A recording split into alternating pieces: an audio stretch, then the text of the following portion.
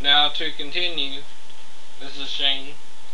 In Isaiah 53:2, the Messiah is to have no form or comeliness that we should desire him.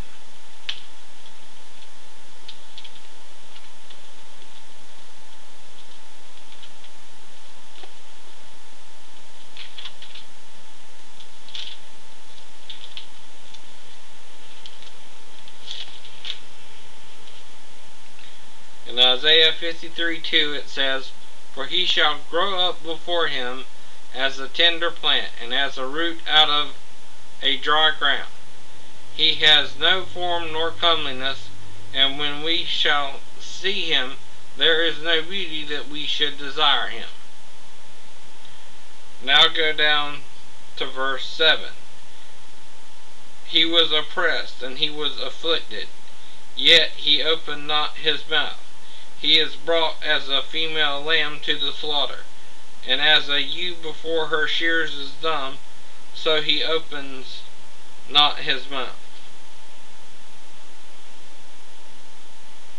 Now in verse 9 it tells us that he dies, "And he made his grave with the wicked, and with the rich in his death, because he had done no violence, neither was any deceit in his mouth."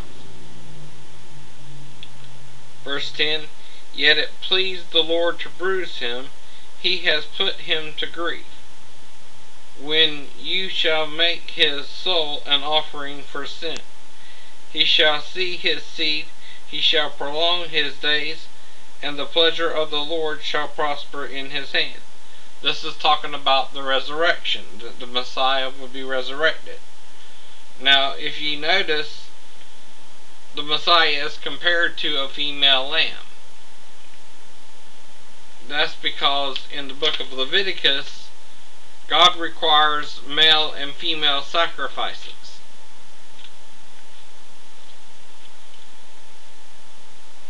In Leviticus chapter 4,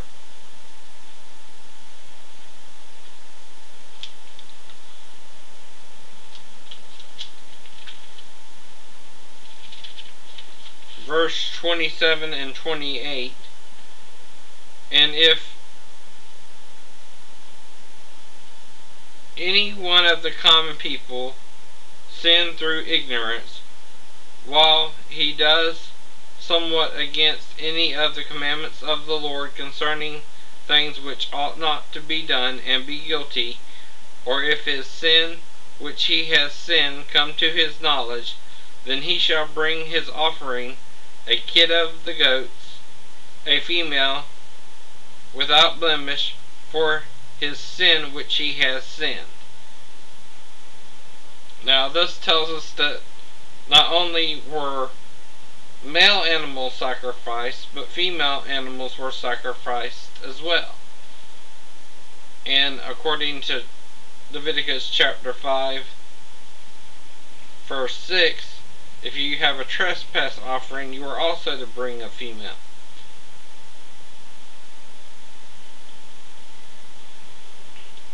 "And he shall bring his trespass offering unto the Lord for his sin which he has sinned, a female of the flock, a lamb or a kid of the goats, for a sin offering. And the priest shall make an atonement for him concerning his sin."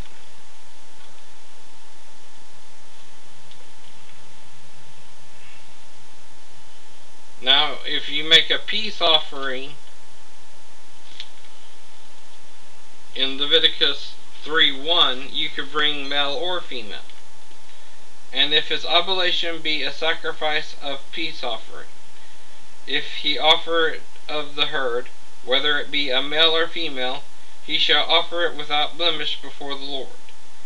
And he shall lay his hands upon the head of his offering, and kill it at the door of the tabernacle of the congregation. And Aaron's son, the priest, shall sprinkle the blood upon the altar round about." Now, God isn't against the old covenant and animal sacrifices anymore, but you also do it with the knowledge of the Messiah. Now, all animal sacrifices were in the Old Testament was the slaughtering house, where you would bring the animal and you wouldn't just kill the animal, you would eat the animal. So that's the whole point. The sacrificial system was set up as a way for men to not only offer sacrifices for their sins, but to also eat and as the slaughterhouse of Israel. And that's part of the point as to the mysteries of God. It's simple, yet if you see how the tabernacle is set up, it's set up as a woman giving birth. You have the Holy of Holies, which represents the womb. You have the holy place, which represents the vagina. And then you have where you sacrifice the animals to represent your children who come out of the womb and vagina as the woman gives birth to your children. Now, the sins of the fathers were normally passed on to the children.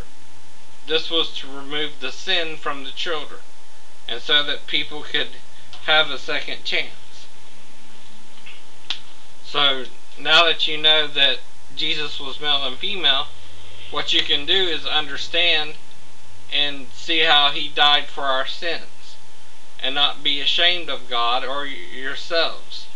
We all make mistakes, but if you learn from your mistakes, you can be given a second chance.